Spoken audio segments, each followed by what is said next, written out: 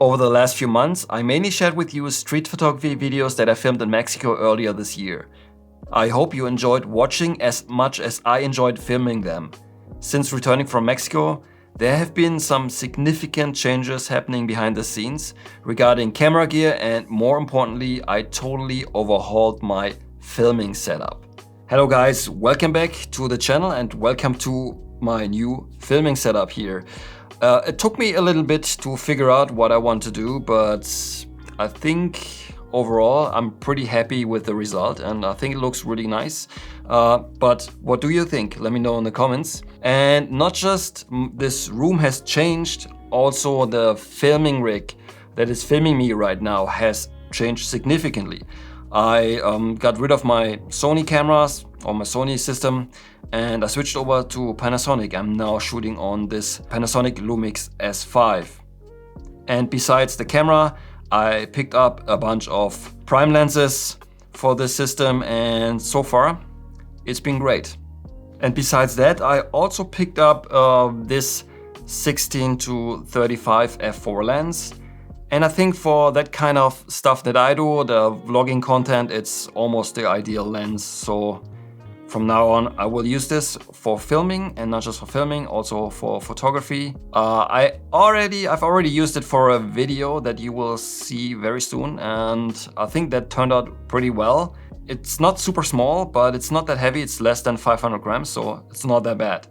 And besides that lens here, I picked up two more prime lenses besides the one that is filming me right now. On the camera here is a 24 1.8, really nice lens, and I think for this kind of environment here, it's great. It blurs out the background, but still there's plenty of stuff you can see in the background, so I think it looks overall pretty good. And besides that, I picked up 35 and a 50 mil, but these lenses are not meant to be used for the channel, mainly for photography job or photography jobs.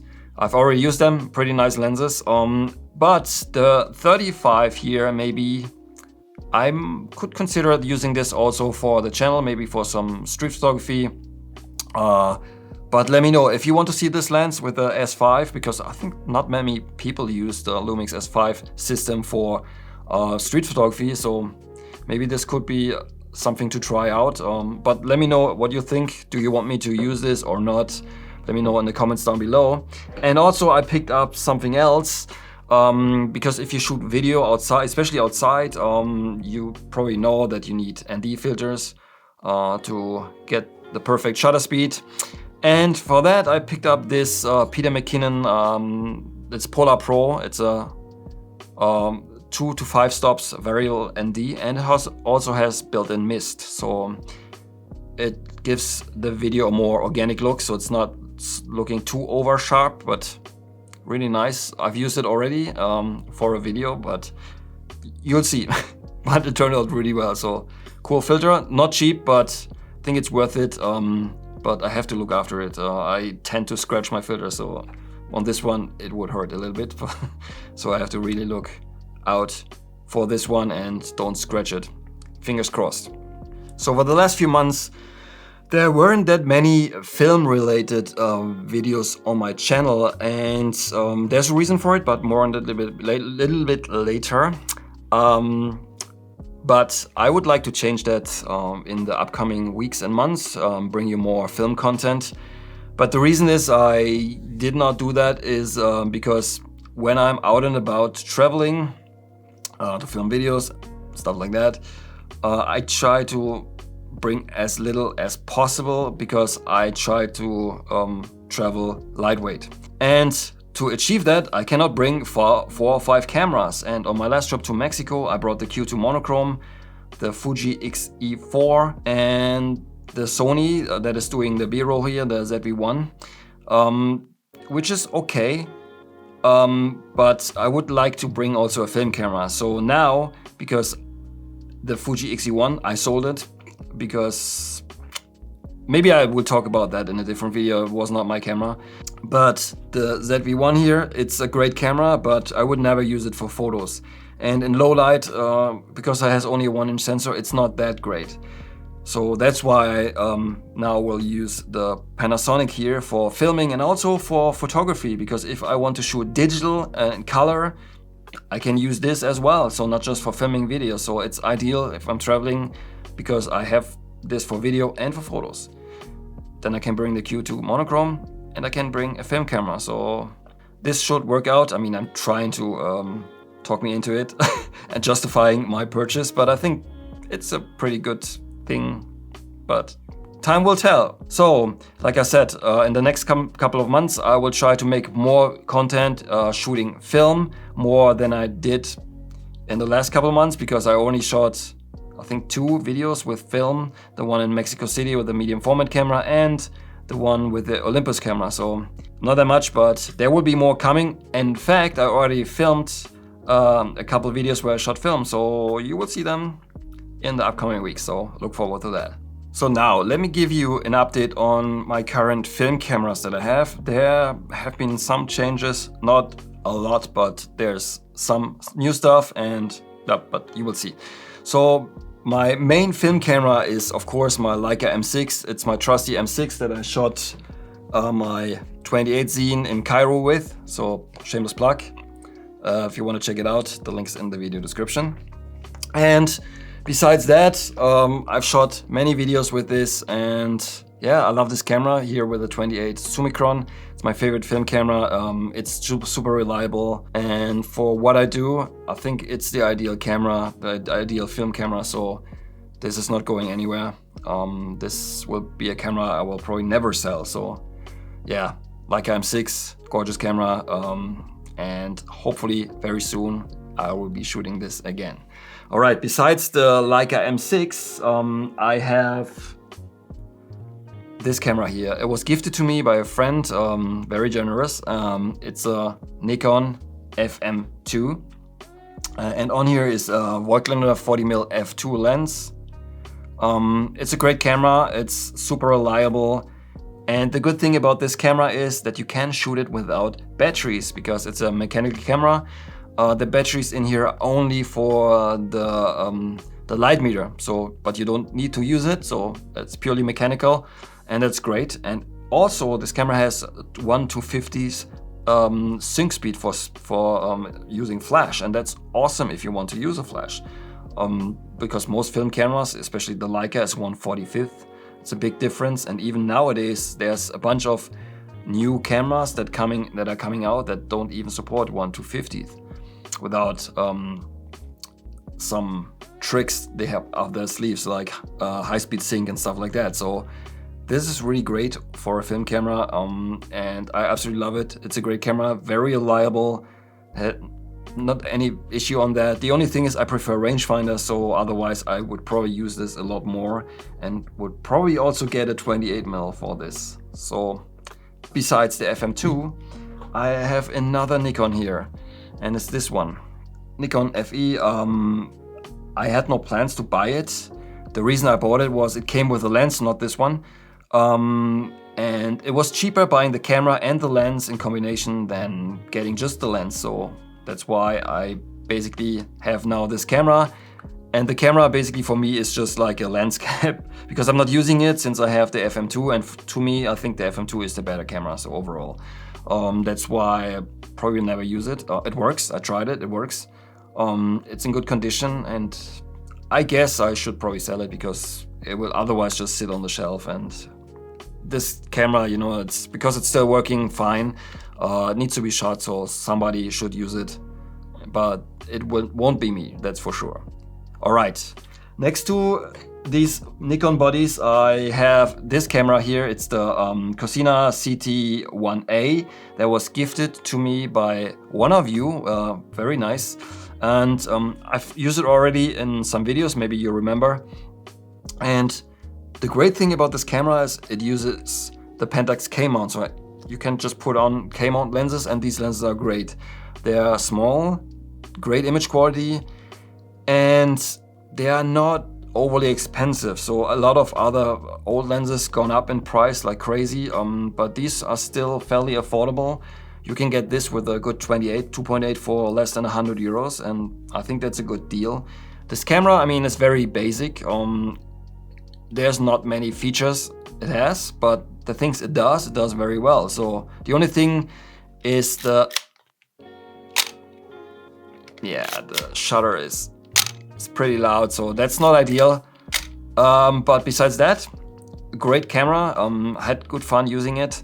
I thought about picking up a Pentax body to get along, or to put the cam-out lenses on, but I think it doesn't make any sense. So I probably should stick with this, because in the end it's just a black box and the lens is important in the film, but not so much the body.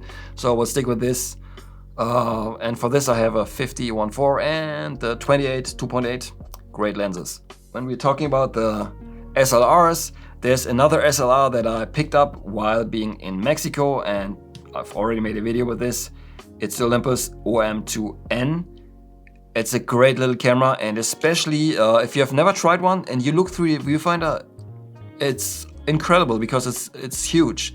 It's very bright, so especially considering the size, you would never expect it. So great camera, has a lot of cool features. You can use you can shoot it fully in manual mode, but it needs batteries. That's the one downside. But you can shoot in auto exposure or in manual mode, and yeah, it's great. And I really like that you change the shutter speeds here in the front, and there's not a wheel on top here. This is only for compensation, exposure compensation. So I think this is a pretty cool system, because then you have one hand, you control the aperture, shutter speed, and yeah, that's pretty nice, I think. Great camera. If you can find one and you're considering buying an SLR, maybe consider one of these here. And on here is the 28 2.8, and also there was this 50mm 1.8 included when I bought the camera, but when I came back I also bought this one here. It's a 28 f2, and since 28 is my favorite focal length, I think it totally made sense to buy this lens here. It's in really good condition, and it's not that, I mean, it's a little bit bigger and a little bit heavier than the 2.8, but still it's alright. But you'll see it very soon in the video that I already filmed, so this will feature this really nice lens over here. That's it for 35mm. And when it comes to medium format, there's pretty much only two cameras that I have, and that's more than enough. And one is this guy here. It's the Mamiya C330. Chunky camera, it's huge, it's 2 kilos. It's not ideal for traveling, but it's just fun. It's a really nice camera. I really like it. And it was my first medium format camera. On here is a 105 3.5. It's a little long for what I do, but for portraits, it's great. So I haven't used it in a while, but hopefully very soon this will get a little bit of use, hopefully. But I figure something out to maybe bring this back to the channel and shoot it, because it's a great camera, but not so much for traveling. For traveling, if I want to bring medium format, I have another camera that you might be able to guess already, and it's this one here. It's the Fuji GF670. It's a great camera. It's only 1 kilo, and folded up, it's pretty compact for a 6.7 medium format camera. It has an 80mm f3.5 lens, and the lens is great. The image quality coming out of this is really amazing. Yeah, like I said, for traveling, it's pretty much the ideal camera. So I'm super glad that I got this, and you will see it very soon in a video. But I don't want to spoil it, but you'll see. Alright guys, now some of you might think, wait a second, there's something missing here, right? Something that I used to shoot this for the zine, or I mean, the images that are in the zine, and that is the Xpan, still available, so link down below. My Hasselblad Xpan. Where's the Xpan? Well, I still have the Xpan in theory, but maybe you remember last year I made a video talking about that my Xpen had a small issue and I wanted to send it in for a repair, and I did in August last year, and ever since it's not here, so it's still there. They have the spare parts, but for some reason they are not able to fix it, because I don't know. I called them, but maybe I will make it a separate video about this because it was a super frustrating and annoying experience so far. When I get it back, I probably will make a video about this because it's a pain in the butt. Alright guys, if you want to learn from me in person doing street photography, get more efficient while shooting out in the streets, and also maybe lose the fear of approaching strangers when shooting street photography, I think, which is a really crucial thing, maybe join me for one of my upcoming workshops. I will put a link in the description down below where you can check out more information about them and also see future updates, future dates that are coming. I have now 2 lined up, but there's probably more coming later this year in different parts in this world. So check out the link in the video description to come out to one of my workshops. So far, it's been great. I had a couple of workshops already and was good fun. So look forward to see some of you in the upcoming workshops. And also, there's something in front of me here, and it's a bunch of prints. A bunch of black and white prints. So these I shot with my Leica M6 over a couple of years actually on black and white film, and I'm planning on doing something with this, something pretty cool, and I want to bring you on that journey. So I will make videos talking about this, and you also will be able to participate. I think this will be a cool project that is coming up very shortly.